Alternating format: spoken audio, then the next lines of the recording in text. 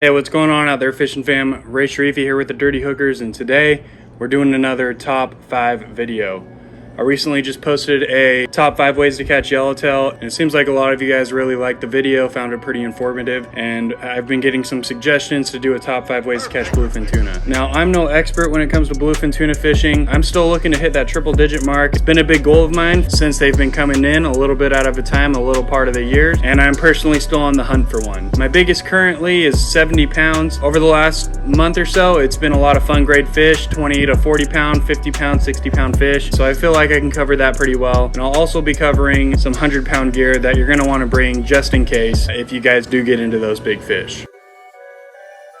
Alright, first technique and the most effective technique that I'm going to go over first is going to be fly lining. Now when it comes to fly lining, bluefin tuna trips especially, you're going to want a very wide variety of various amounts of line sizes from 25 pound all the way up to 80 pound. 80 pound we'll get into here in a little bit because that's going to be for a different technique. Personally, I like to bring about 2 fly line rods. That's so I can have a light setup and a heavy setup. My light setup, so on my lighter stick, I'm going to be running about a 20 to 40 pound rod. This is a black diamond, 20 to 50 pound, 8 foot. I also like the 8.6 a lot, and I got that paired with a size 16 Shimano Torium. You can even get away with a size 20.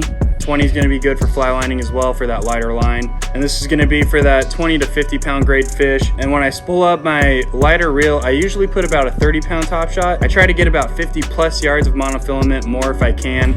And then I do a short leader of matching fluorocarbon. And the reason why I've run a lot of monofilament for my fly lining setups is because mono kind of comes off the reel a little bit easier. Some people like to go braid straight to fluorocarbon. It's totally fine. You're going to maximize the amount of line that you're going to get on your reel, which helps out a lot. The only downfall is braid kind of likes to stick to itself, so fly lining is not as efficient as if you have a long top shot of monofilament. Mono comes off the reel a little bit easier, it doesn't stick to itself, and in theory it's going to help that bait swim that much better. And for a heavier setup, I try to get about a 40 pound or even 50 pound fly line, but usually 40 pound fly line, and you're going to want that on a 50 pound rod. This rod is also a black diamond. It's rated 30 to 80 pound, which is right in that sweet spot of 50 pound. This is a shorter one. It's a 7-foot rod, which is perfectly fine because if I'm trying to hook a bigger fish, I'm going to want that slightly shorter rod to give me that much more leverage. I got this paired with the Trinidad 20A on here, and again I'll be running either 40 pound or 50 pound for my heavy fly line setup. And to that, really been liking the Owner Mutu circle hooks over the last year. I think all of my tuna, yellowfin, bluefin, skipjack, they were all caught on Owner Mutu circle hooks. For the lighter line, I was really liking the size 4, and with these smaller grade fish around, size 4 is going to be really good. And when you get into those slightly bigger fish with the heavier line, size 2, 1/0s, or even up to 2/0 hooks are going to be pretty effective. Alright, the second technique I want to go over, and another very, very effective one, is going to be sinker rigs. With sinker rig fishing, you're going to do a minimum of 50 pound line. There's quite a few caught on 80 pound last year on trips that I went on. All of my sinker rig fish last year were caught on 50 pound, but I did get a few bites on 80 pound and just didn't connect. Now when you're sinker rig fishing, you want a nice big reel because a lot of the time you have that shot at catching a triple digit fish. You can catch anything from 40 pounds all the way up to 150 pounds on the sinker rig. So what I have for my sinker rig reel is a Daiwa Saltus 50 lever drag, and I have it paired with a Phoenix Axis. This rod is 7/8 and it's rated 40 to 100 pounds. It's got that heavy stout rod, it's not too long, and it's going to give me that extra leverage on fish if I need to fight something bigger. And it's also known as a rubber band rig, and the reason why it's known as a rubber band rig is because when you're fishing the sinker rig, you run your top shot straight to your leader, and right at your leader connection knot, you're going to be using a rubber band to connect a sinker to your line. The size torpedo weight I found most effective for me has been 5 ounces. There's been days where 4 ounces were doing a little bit better, and even into 6 ounces can be pretty effective when the fish are a little bit more deep or there's a little bit more current. So you're going to want various sizes of sinkers in order to be able to fish any kind of conditions that are presented to you while you're on the water. And as you can see, I have a connection knot right here. So when you're running a sinker rig, it's actually going to fit. It's going to run straight against your line just like that. And you're going to do it above the connection knot because now this weight can pretty much freely move, but it won't be able to go past that connection knot. So your leader will still be perfectly fine to have your hook at the end,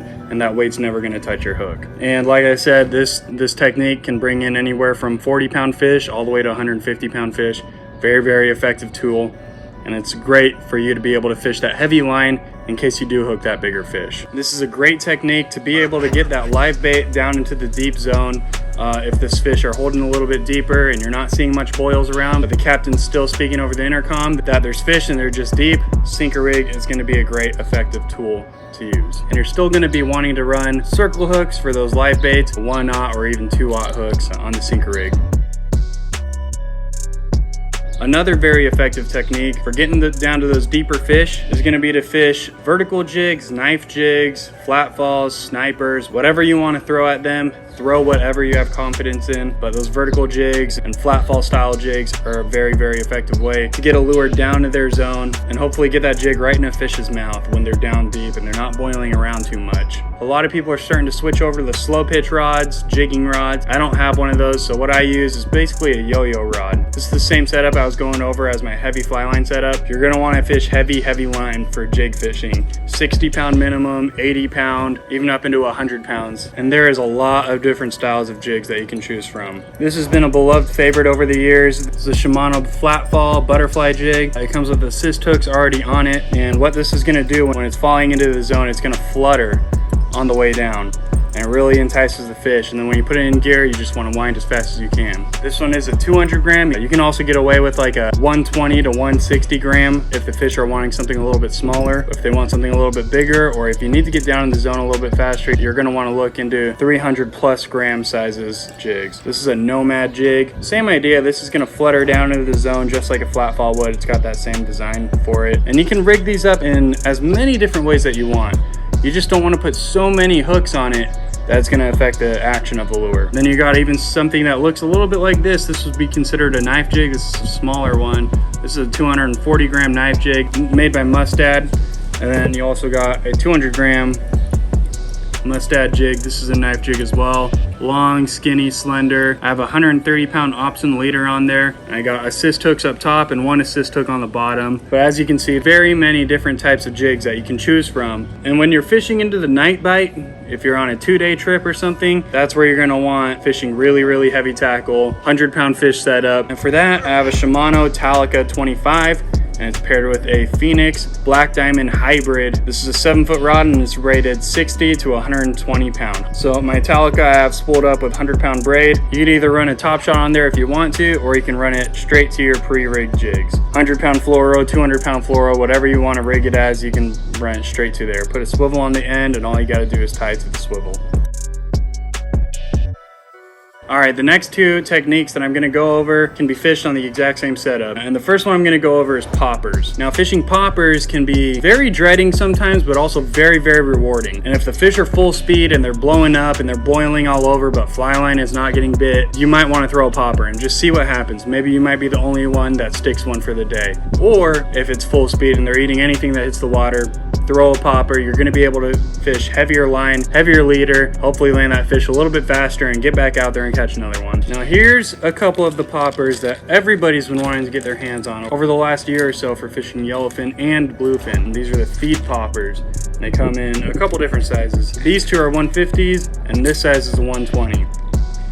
And the most effective one, for whatever reason, is full clear. This is the closest I can get in that bigger size because they've been pretty sold out over the last year or two. It kind of has like a pearl white on it, but it's almost clear.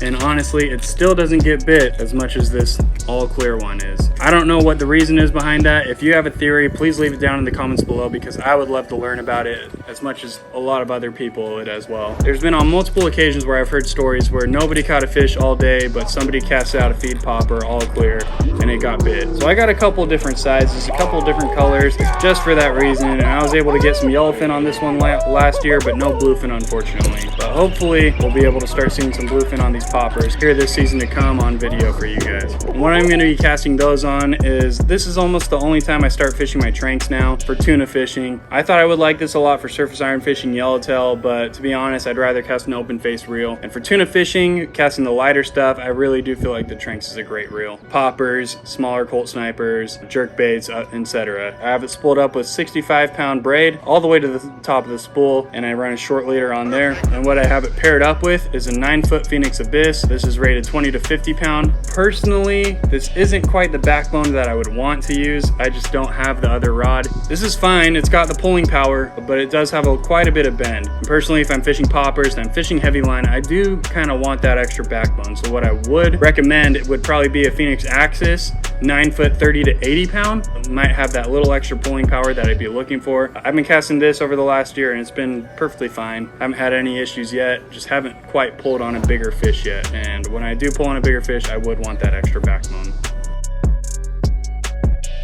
And the last technique that I'm going to want to go over is burn baits. Burn baits can mean many different things, but it's all fished the exact same way. Colt snipers, Colt sniper jerk baits, Yozuri jerk baits, Colt sniper stick baits, they're all fished the same way. Cast it, burn it in, or cast it and skip it across the surface. Whatever one works for you, you're gonna have to figure out what the fish want to key in on and what they want to bite on, but it's all done the same way. Again, same setup I just mentioned, or same setup that I said I would rather fish. You can fish a conventional reel as well if you would like to. Conventionals cast pretty well for Colt snipers, but for the smaller plastics, that's where I really like the bait caster. It helps it cast without as many backlashes, but the metal jigs, I do like casting on a conventional reel. And here's some of the burn baits that work pretty effectively. What was working pretty well for me was a Daiwa Zakana. It's similar to a Shimano Colt Sniper, but I feel like it's got a little bit better stock hooks on there. I did not upgrade the hook at all. As you can see, almost all the paint has been peeled off of it on one side. Daiwa Zakana, really good bait. Shimano Colt Sniper, also a great bait.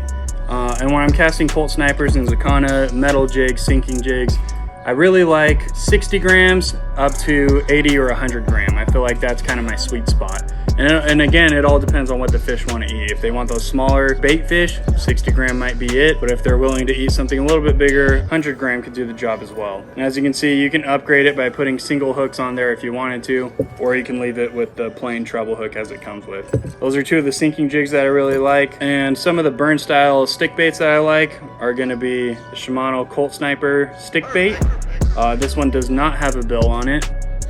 This one's done pretty well for me in the past, along with the Shimano Colt Sniper jerk bait. Now the difference between the jerk bait and the stick bait is obviously it's got a lip that makes it a jerk bait. The only downfall behind these is you probably do want to upgrade those hooks. The hooks are a little thin and look like they might bend out if you hook something a little bit bigger of size. But if you get something into like the Yozuri Hydro Minnow, these have pretty beefy hooks. It's up to you whether or not you'd want to change out the split rings, but they have pretty beefy hooks and I couldn't picture those bending out on you. But that covers a couple different styles of burn baits that I would be throwing.